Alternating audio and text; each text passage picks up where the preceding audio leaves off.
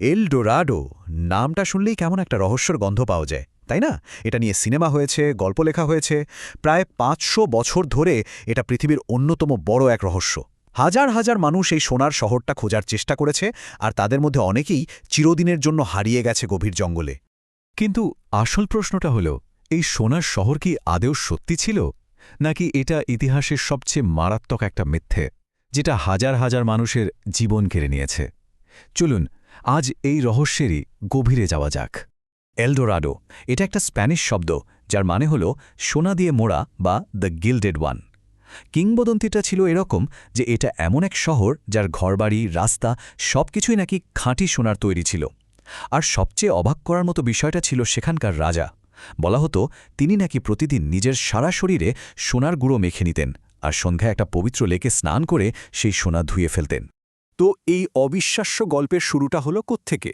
এর শুরুটা হয়েছিল সেই ১৫৩৭ সালে, যখন স্প্যানিশ সৈন্যরা প্রথমবার এক বন্দির মুখ থেকে এই গল্পটা শোনে। তো সেই বন্দি স্প্যানিশদের কি বলেছিল জানেন? সে বলেছিল, পাহাড়ের ওপারে একটা পবিত্র লেক আছে। সেখানে যখনই কোনো নতুন রাজা সিংহাসনে বসেন, তখন তার সারা গায়ে সোনার গুঁড়ো মাখিয়ে দেওয়া হয়। এরপর তিনি নৌকায় করে লেকের ঠিক মাঝখানে যান, আর তারপর পানিতে ঝাঁপ দেন। সমস্ত সোনা ধুয়ে চলে যায় লেকের গভীরে। এই গল্পটা শোনার পরেই স্প্যানিশদের মধ্যে লোভের আগুন জ্বলে ওঠে। আর ঠিক এই গল্পটা শোনার পর থেকে শুরু হয়ে গেল ইতিহাসের অন্যতম ভয়ঙ্কর আর রক্তক্ষয়ী এক অভিযান। কিন্তু এই লোভের দামটা যে কি মারাত্মক ছিল! আর এই পাগলামিটা কিন্তু কয়েক বছরের জন্য ছিল না, প্রায় এক শতাব্দী ধরে চলেছিল এই খোঁজ। দেখুন, ১৫৩৭ সালে কেসাদা, তারপর ১৫৪১-এ পিজারো, এমনকি ১৫৯৫-এ ইংরেজ অভিযাত্রী স্যার ওয়াল্টার র্যালেও এই সোনার শহরের খোঁজে বেরিয়ে পড়েছিলেন। প্রথম বড় অভিযানটার পরিণতি কি হয়েছিল একবার ভাবুন। ১৫৩৭ সাল গঞ্জালো হিমেনেজ ডে কেসাদা ৯০০ জন সৈন্য নিয়ে শুরু করলেন, কিন্তু রোগ, খিদে আর স্থানীয়দের আক্রমণে ৭০০ জনই মারা গেল। মাত্র ৬ মাস পর যখন তিনি ফিরলেন, তার সাথে ছিল হাতে গোনা ২০০ জন। কিন্তু সবচেয়ে ভয়ঙ্কর অভিযানটা ছিল বোধহয় গঞ্জালো পিজারোর। তিনি ছোটখাটো কোনো বাহিনী বানাননি, একেবারে ৪,০০০ সৈন্য, ৪,০০০ ঘোড়া আর ২,০০০ কুকুর নিয়ে বিশাল এক দল তৈরি করলেন। তার মাথায় একটাই চিন্তা ছিল, এলডোরাডো নিশ্চয়ই আমাজন জঙ্গলের গভীরে কোথাও লুকিয়ে আছে। কিন্তু জঙ্গলে ঢোকার পরে পিজারোর দল পথ হারিয়ে ফেলল। খাবার যখন ফুরিয়ে গেল, তারা প্রথমে নিজেদের ঘোড়া, তারপর কুকুর খেতে শুরু করল। যখন আর কিছুই বাকি রইল না, তখন পোকামাকড়, এমনকি নিজেদের চামড়ার জুতো আর বেল্ট সেদ্ধ করে খেতে শুরু করল তারা। আর সবশেষে যা ভাবতেও গা শিউরে ওঠে, খিদে মেটাতে তারা নরখাদক হয়ে গেল, নিজেদের মৃত সঙ্গীদের মাংস খেতে শুরু করল। ভাবা যায়, ১ বছর পর পিজারো যখন ফিরে এলেন, তার ৪,০০০ জনের বাহিনী থেকে বেঁচে ফিরেছিল মাত্র ৮০ জন। মাত্র ৮০ জন! এলডোরাদোর লোভ প্রায় ৪,০০০ মানুষকে গিলে ফেলল, কিন্তু সোনার শহর অধরাই রয়ে গেল।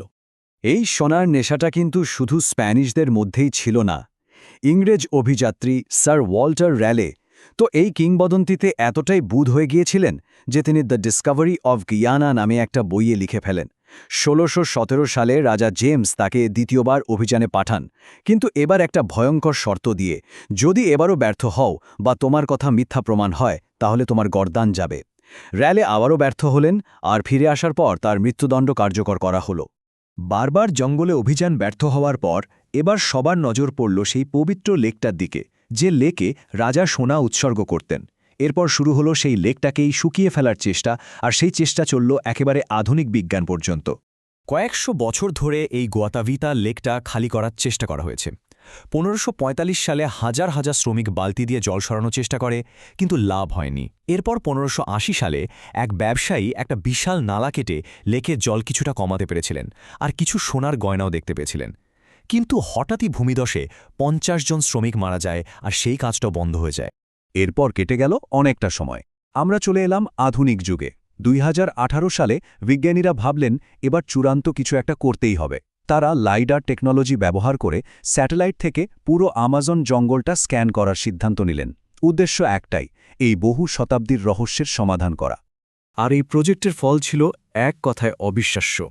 বিজ্ঞানীরা কোনো সোনার শহর খুঁজে পাননি, ঠিকই, কোনো সোনার শহর পাওয়া যায়নি, কিন্তু তারা যা খুঁজে পেলেন তা কোনো অংশে কম গুরুত্বপূর্ণ নয়।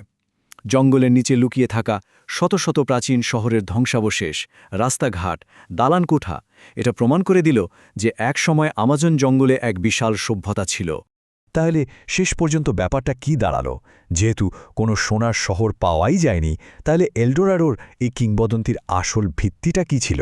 চলুন এবার সত্য আর কল্পনার মধ্যেকার ফারাকটা দেখে নেওয়া যাক। তাহলে আসল সত্যিটা কি? কিংবদন্তিটা ছিল একটা বিরাট সোনার শহরের, কিন্তু বাস্তবতা হলো এলডোরাডো আসলে কোনো শহরই ছিল না। এটা ছিল কলম্বিয়ার মুইস্কা আদিবাসীদের একটা ধর্মীয় অনুষ্ঠান। যখন তাদের কোনো নতুন সর্দার বা রাজা নির্বাচিত হতেন, তখন তাকে সোনার গুঁড়ো মাখিয়ে ওই লেকে স্নান করানো হতো। ব্যাস এটুকুই। তার মানে কি স্প্যানিশ অভিযাত্রীরা একটা সাধারণ ধর্মীয় অনুষ্ঠানের কথা শুনেছিল আর নিজেদের লোভ আর কল্পনা মিশিয়ে সেটাকে একটা আস্ত সোনার শহরের গল্প বানিয়ে ফেলেছিল?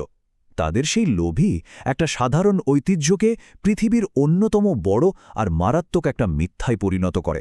শেষ করার আগে একটা প্রশ্ন রেখে যাই, আসল সম্পদ কোনটা? সেই সোনা যেটা কোনোদিন খুঁজেই পাওয়া গেল না, নাকি এই জঙ্গল, এই প্রকৃতি যাকে সেই সোনার খোঁজে প্রায় ধ্বংস করে ফেলা হয়েছিল? হয়তো সব চকচকে জিনিস সত্যি সোনা হয় না।